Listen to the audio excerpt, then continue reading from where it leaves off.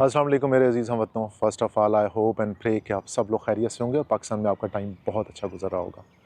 इससे पहले मैं अपना वीलॉग स्टार्ट करूँ, मेरी आपसे रिक्वेस्ट होगी कि आप हमारे चैनल को लाइक, कमेंट, शेयर और सब्सक्राइब करना मत भूलिएगा,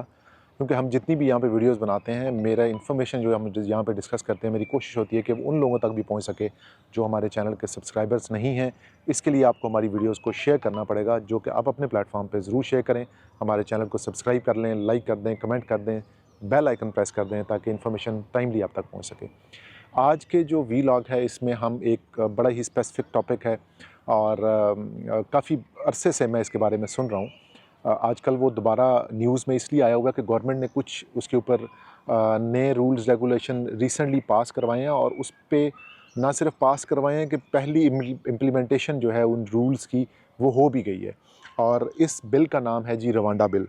रवांडा अफ्रीका के एक मुल्क है और तकरीबन इंग्लैंड से 4000 किलोमीटर के फ़ासले पे है। और इस मुल्क के साथ रिसेंटली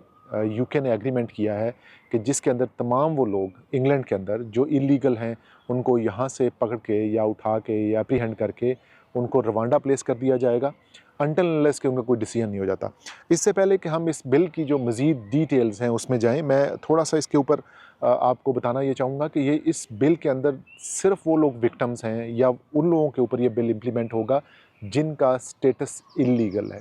अब इल्लीगल का मतलब ये है कि आप चाहे स्टूडेंट आए हैं, वर्क वीज़ा पे आए हैं या विज़िट वीज़ा पे आए हैं या किसी भी तरीके से आए हैं और आपका जो टाइम ड्यूरेशन था या जो वीज़े का टाइम था, वो टाइम आपने पूरा किया बट उसके बाद आपने इंग्लैंड से एग्ज़िट नहीं किया, आपका वीज़ा एक्सटेंड नहीं हुआ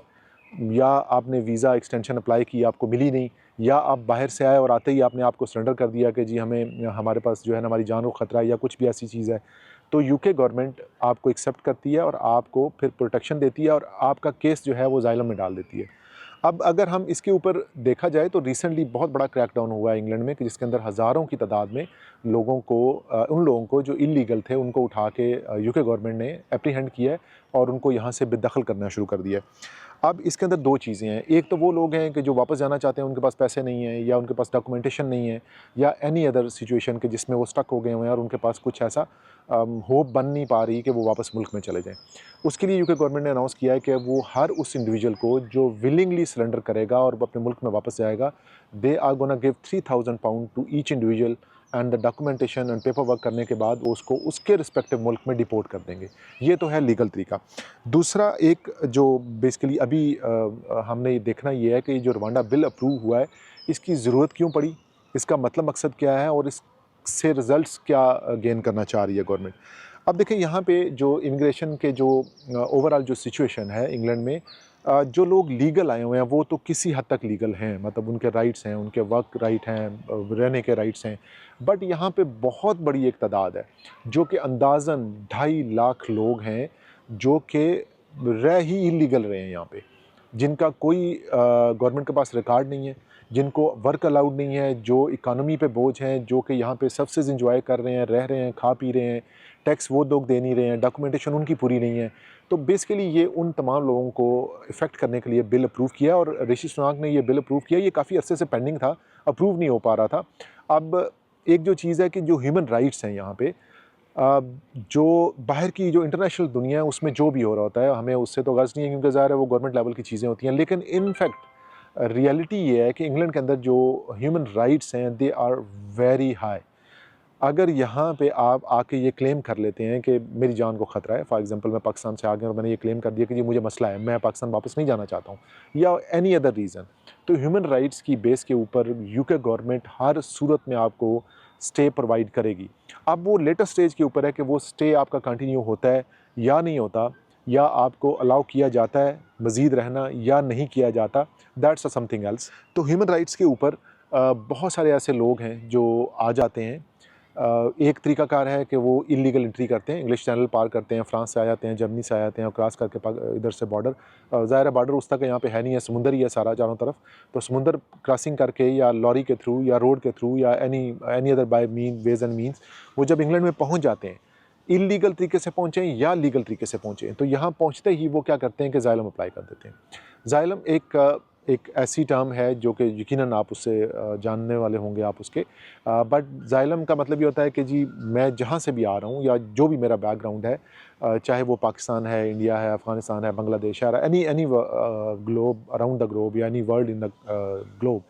कि जहाँ पे मैं सेफ़ नहीं हूँ या मेरी फैमिली सेफ़ नहीं है,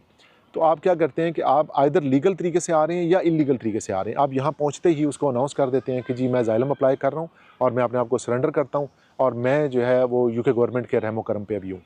अब यूके गवर्नमेंट का, चूँकि मैंने जिस तरह आपसे ज़िक्र किया कि ह्यूमन राइट्स यहाँ पे बहुत ज़्यादा है, तो यूके गवर्नमेंट बाउंड हो जाती है कि वो हर सूरत में आपको अपने पास रखे, आपको खाना-पीना प्रोवाइड करे, आपको स्टे प्रोवाइड करे, क्योंकि जो ज़ाइलम सीकर्स होते हैं वो काम करना उनको अलाउड नहीं होता। अब उनको रहना, खाना, लाइफ रहना, गुज़रना, ज़िंदगी गुज़ारना, इन सब के जो भी अखराजात हैं, इवन कि उन्होंने कहीं आना-जाना भी है, टैक्सी सर्विस प्रोवाइड करनी है, ट्रांसपोर्ट करनी है, कहीं पे किसी किस्म के कोई इंटरव्यू है उनका या पेपर सबमिट करने हैं, उनकी सर्विसेज़ की जो टैक्सेस या जो पेमेंट होती है वो भी गवर्नमेंट कर रही होती है। अब जो ज़ाइलम का केस जब आप अप्लाई कर देते हैं तो it may take 1 year, may take 2 and half years, 2 साल या 1.5 साल या साल गवर्नमेंट के उस पे चले जाते हैं और गवर्नमेंट के मेहमान बन जाते हैं, अच्छी सी अच्छी जगहों पे आप रहते हैं और अच्छा-अच्छा खाना खा रहे होते हैं और अच्छे तरीके से एंजॉय कर रहे होते हैं लाइफ। अब अल्टीमेटली 99% चांसेस यही होते हैं कि आपका असाइलम अप्रूव हो जाएगा और आपको indefinite leave to remain UK में मिल जाएगी। लेकिन यहाँ पर क्या एक मसला ये आता है कि जितना अरसा आप यहाँ पे रहते हैं और जो कुछ आप यहाँ पे एक्सपेंस करते हैं, खर्चा करते हैं, आते जाते हैं, खाते पीते हैं, वो सब का सब जो यूके के टैक्स पेयर्स हैं वो दे रहे होते हैं, क्योंकि गवर्नमेंट ने आपको एक्सेप्ट किया होता है। अब इस चीज़ को कट डाउन करने के लिए उन्होंने ये रवांडा बिल अप्रूव करवाया है और रवांडा बिल में ये है कि जी कोई भी ऐसा बंदा जिसकी एंट्री इंग्लैंड में इल्लीगल है या वो लीगल तरीके से दाखिल हुआ और उसने अपनी एक्सटेंशन नहीं करवाई या वो इल्लीगल हो गया बाद में या आया ही इल्लीगल तरीके से, कोई उसके लिए चांसेस नहीं है कि वो यहाँ पे वो रहे। क्यों? क्योंकि टैक्स पेयर्स पैसा दे रहे हैं और वो हम टैक्स दे रहे हैं और गवर्नमेंट को, और गवर्नमेंट उन लोगों पे लगाई जा रही है। इसके ऊपर काफ़ी ज़्यादा रेजिस्टेंस भी थी, लोग इसके ऊपर काफ़ी ज़्यादा गवर्नमेंट को लेदे करते थे कि भाई हमारा टैक्स का पैसा आप उन लोगों पे खर्च करते हैं जिनका कोई फ्यूचर नहीं है, वो मुल्क से भाग के आ गए हैं, इल्लीगल हैं या उनके पास डॉक्यूमेंट्स नहीं है या वो स्टूडेंट आए हैं वापस नहीं गए हैं या वर्क वीज़े पे आए हैं उनको वीज़ा एक्सटेंड नहीं हुआ या मतलब कुछ सम एक्सटेंट कुछ इसमें रियल केसेस भी होते हैं। तो उन तमाम लोगों को यूके गवर्नमेंट ने ये बिल अप्रूव करा दिया है और अभी उन तमाम लोगों को इंग्लैंड में नहीं रखा जाएगा। ज़ाइलम सीकर जिस दिन यहाँ पे आके ज़ाइलम अप्लाई करेगा या इल्लीगल हो जाएगा और वो पकड़ा जाएगा या गवर्नमेंट उसको पकड़ लेगी तो वो उसको उठा के सीधा रवांडा ले जाएंगे। रवांडा में उसको स्टे करवाएंगे जब तक कि उसके केस का फ़ैसला नहीं हो जाता।